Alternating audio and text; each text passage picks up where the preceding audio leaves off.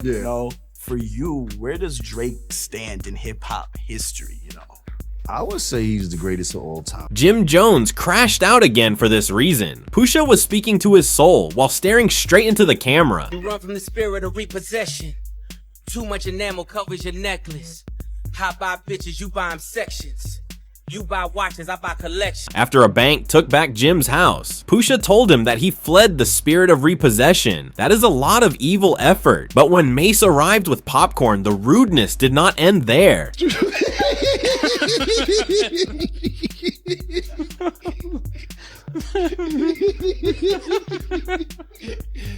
Oh man. Okay.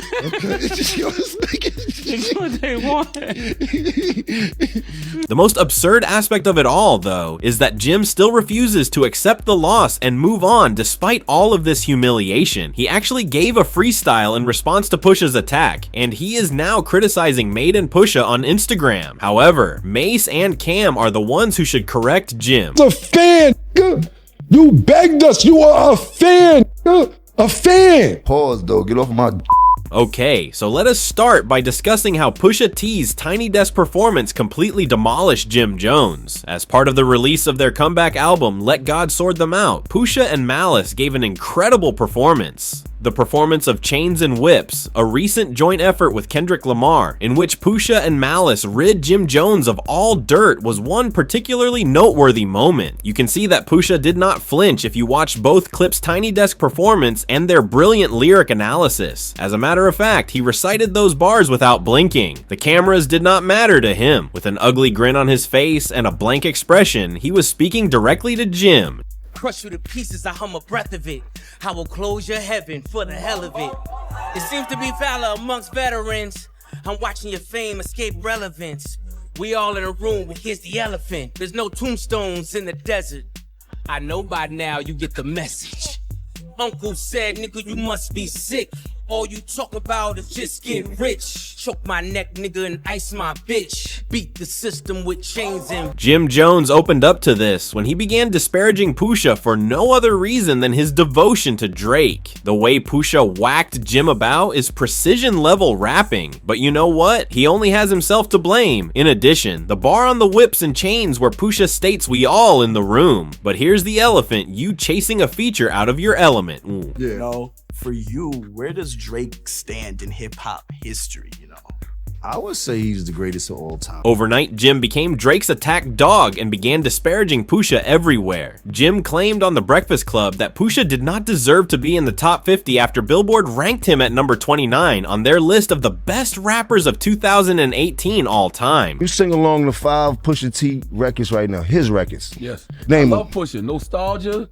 Oh, you was a Pusha T fan. He's like, you know. I didn't know he had fans like that. Can you name 5 Pusha T records? No, his records. See, but No, can you? No, can you rap to 5 Pusha? I can't rap 5. No, all right, can you rap to 5? Wait. Can you rap? If 5 Pusha T records, not the records he's featured on, if 5 Pusha T records came on right now, could you rap them? You can rap 5 Pusha T records? Yeah. Could you could you rap 5 Pusha T records right now if they started playing? What do you mean rap? Like the hook? Could you sing them? You're not in my top 50. You might be in Charlemagne's top 50 and things like that. But top 50. you haven't done that much for me in my life. Like I didn't never want to be like Pusha. I never had a Pusha moment in my life. I never thought like you dig. Like where I'm from, want to be like you if you was really that dude and that rapper and things Wayne like that. wanted to be like Pusha. He was influenced by Pusha. Yeah. Okay, cool. That's why Pusha did the Mr. Me Too record. Okay, cool. You a very strong Pusha T fan. Nigga, you is nowhere near the top 50. You top 950. Subsequently reiterated on the Rap Caviar podcast that Pusha should not be in the top 50 because he has not made any noteworthy contributions to culture. I think Pusha T should be on the greatest 50 rappers of all time list? Wow.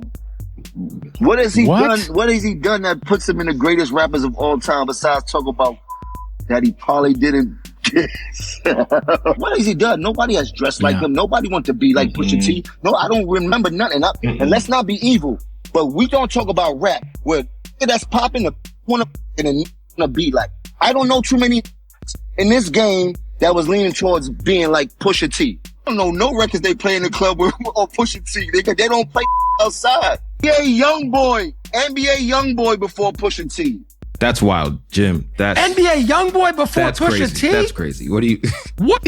Nah, Jim just trying to get everybody mad. Pusha T around out here. You heard? Jim trying to get everybody mad. That Jim's look at him. Look at him laughing. That's what I'm trying. That's how I feel about Pusha T being on top. However, Jim already answered with a freestyle, indicating that Pusha T's vicious insult on Chain and Whips obviously touched a chord. The catch is that he recorded this when the song was first released, which was 2 years ago. Shit was trash, we gon' let them get a do-over.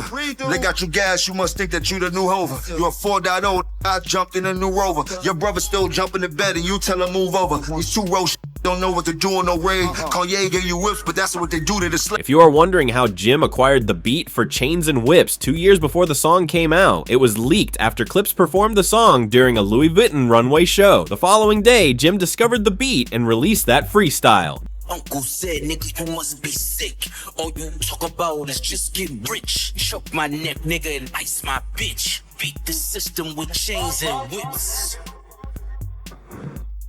Jim is still not giving up after his performance on the Tiny Desk went viral. He released a video of his freestyle from 2 years ago on Instagram and made fun of Pusha in the description. I thought we addressed this already. He was gonna need a bigger desk because that one was too tiny. This is surgical. I'm not a storyteller, I'm a life liver. And your brother is still a friend to me, LOL. However, Jim's own fans are criticizing him in the comments section of his post for falling for the ruse and believing he can outshine him. Someone wrote with Pusha, "You got triggered and smoked so bad you re-uploaded a diss from last year." He said no names and you're claiming enamel on your necklaces, and another user said jealousy turns into obsession. Give it up, man. You reaching. How you doing, man?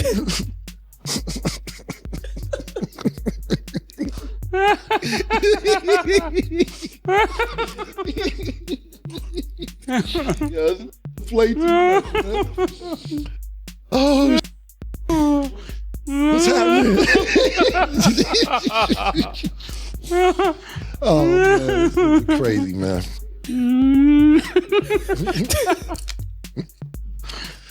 All right.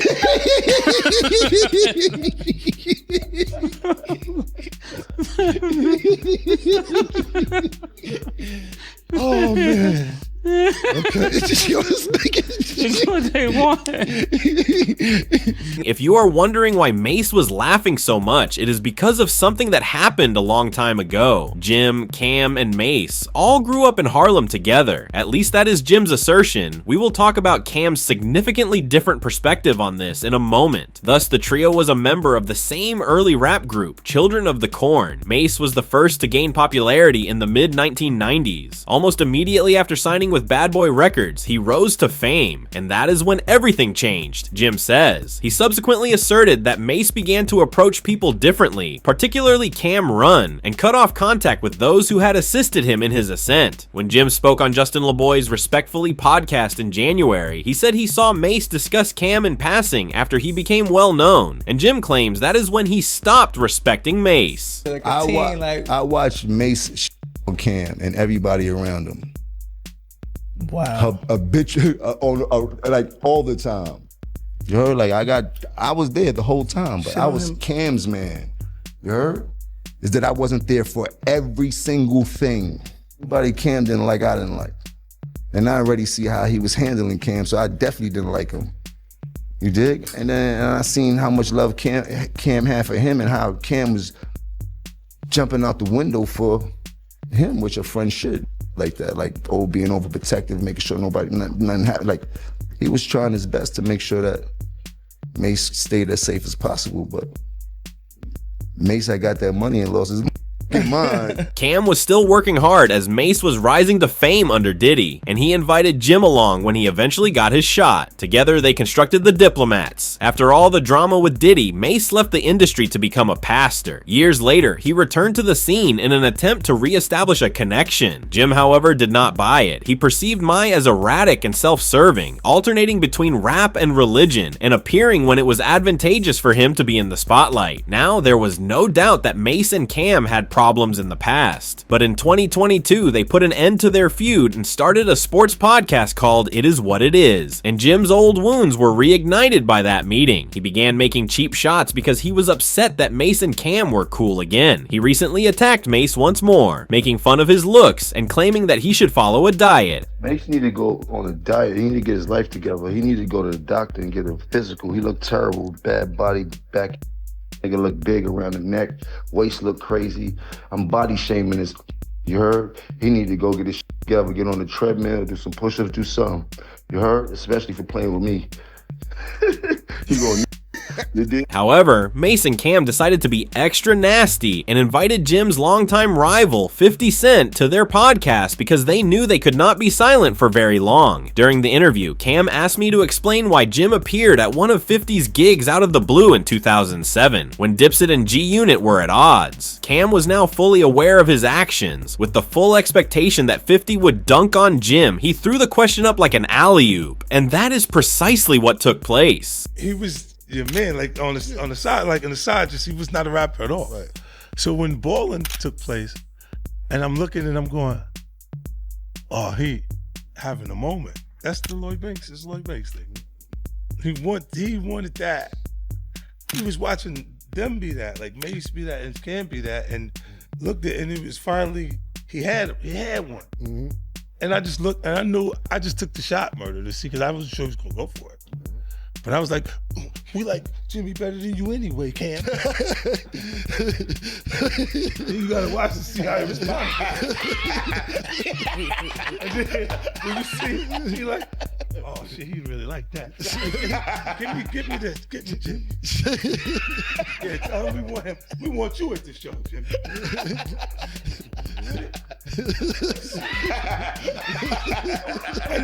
Yo, but that was one of those things I just threw it out.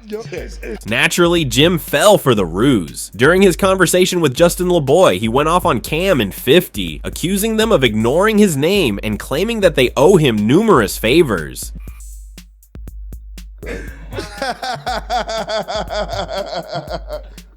They got nothing else to think about but Capo. I did a lot for them and they like, you heard?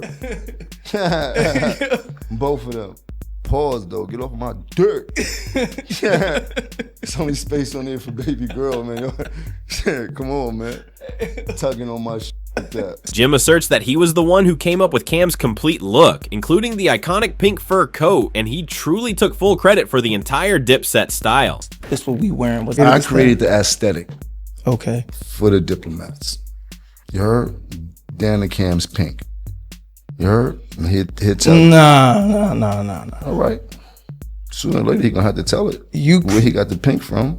As you can see, Cam was not going to stand by and retaliated on the podcast. Going in on Jimmy, he criticized Jim's entire origin story for the Dipset, pointing out that he was not a day one writer and accusing him of lying about coming from Harlem. Cam claims that Jim was a late addition and not a member of the original court, and that they were not in the trenches together. You are from the Bronx, bro. You are not from Harlem. Why do you keep thinking that you are from Harlem, bro? You are not from Harlem. I did not grow up with you, man. I did not grow up with you. Contrary to what you believe, I did not grow up with you. You are from the Bronx. Did your grandmother live? Did your grandmother live in Harlem? Yes. Did you come see her? Yes. Did I see you time to time? Yes. I did not grow up with you. Jim's claim that he saw Mase teach him back in the bad boy days further infuriated Cam. Cam put an end to that, stating that Jim was not even alive at the time. Cam claims that Jim was a simpleton and that by the time he arrived, Offspring of the Corn had already established themselves. Mase, myself, Big L, even though Mase and Big L on the same page, Bloodshed, my man Herb McGruff, we were super duper popping in the street prior to the internet. Everybody knew we was about to get a record deal. Everybody knew this, nigga. It wasn't no secret. Basically, you heard our freestyles and you came up to me one day when I was chilling in front of the house. You said, and this word to my dead mother, yo, man, I heard the freestyles. Y'all killing. Yo, you know my grandmother died. If y'all want to come by and just hang out, y'all could. Y'all more than welcome. You like, all right, Jomo, thanks. It didn't really make sense at the time because we like, yo, man, where's Jomo inviting us to his house for? Even though he cool. but it didn't make sense to be going to Jomo house. I never needed nowhere to stay. You act like your couch. You was a fan. You begged us. You are a fan. Come on. A fan. We didn't grow up with you. I am from 140th and Lennox. Did not end there. Additionally, he brought out the invoices where Jim himself acknowledged that Mase had taught him how to rap. You was so cool. And we was like, yo, Jomo's a nice guy. Mase like, yo, I think I'll teach him how to rap. Mase actually taught you how to rap. Literally. Literally. He taught you how to rap. You say it. Matter of fact, bring up the clip. Mase helped me learn how to rap. Mase taught me how to rap. Mase actually showed me, he was the first person to show me how to rap. Mase actually sat me down and showed me the magic to rap. We taught you how to rap. How you ran the whole organization. How you made Diplomat. You ain't make none of this stuff. You was a fan. I put you down. Those sporadic cuts to Mase eating a bucket of popcorn and nearly passing out from laughter were the highlight of the entire show. I didn't think it'd be a big deal because you make up with every nigga put hands on you.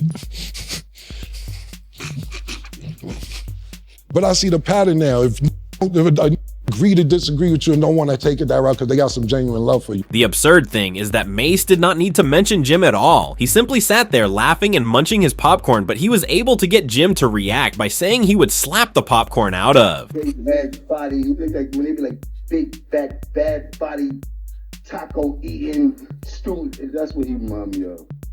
Slap the popcorn out of me. Let me stop. I'm finished. The problem is that Jim is not finished yet. Drake and him are now working together on his next album, Iceman. Additionally, it appears that he is planning revenge against Pusha, Mase, and Cam, among others, for betraying him. Additionally, there is a single track that has the potential to entirely change the plot.